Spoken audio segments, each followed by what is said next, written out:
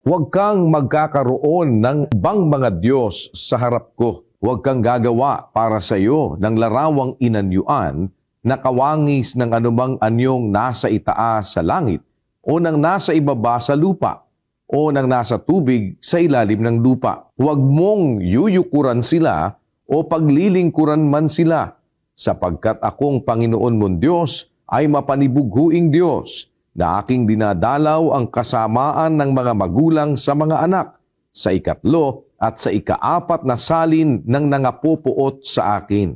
Maliwanag po na hindi binabasa yan kasi kung binabasa yan, ku-question yung mga miyembro bakit sila mayroong mga larawang inanyuan, mga estatwa, mga ribulto. Bawal po ng Diyos yung paggawa nun Hindi ko po binabasa ito para atakihin ang kahit na sino, kundi binibigyan ko lang po kayo ng halimbawa na kailangang ang Biblia i-expose yung salita ng Diyos sa Biblia, maintindihan ng mga tao. Yun po ang nagtutuwid sa ating mga ginagawang mali, lalo na po sa relihiyon.